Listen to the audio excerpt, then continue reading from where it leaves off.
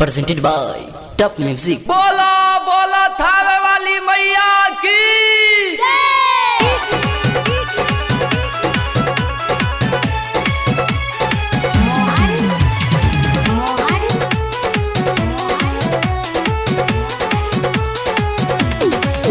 राजा कैसे तू गइल भुलाई, अब कैसे पूजा कइल जाई।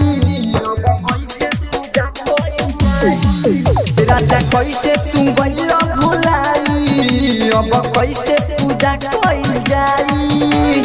चंपा चमेली से दूरी रहेली, तनिको पसंद नहीं आई।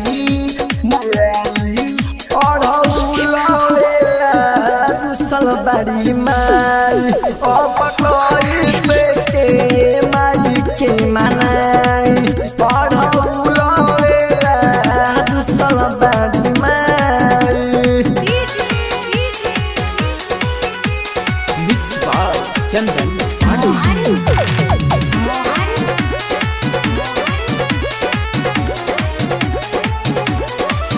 कैसे दिहनी बिसारी जी, रौरा चुनरिया सारी जी। कैसे दिहनी बिसारी जी, रौरा चुनरिया सारी जी। माई उठ के जे चली जाई है, फिर लौट के कबहू ना आई है। भूल गई पर सारी कसम लिया दी, काफी अब माई के चढ़ाई। और बड़ी माई अब कैसे के माई के मनाई, और दूसर बड़ी माई। Mixed by Chandan।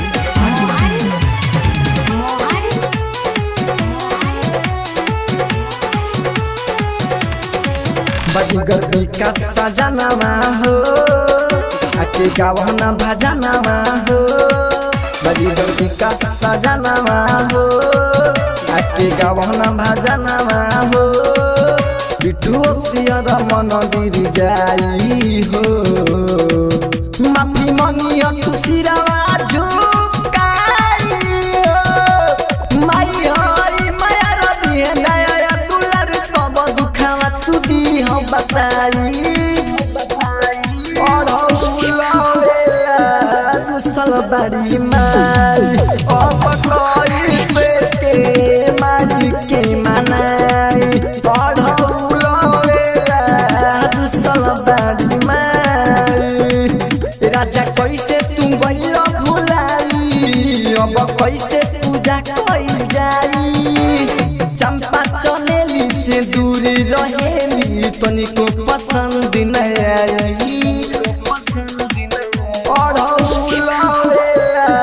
दूसर बड़ी माई अब कैसे के माई के मनाई, और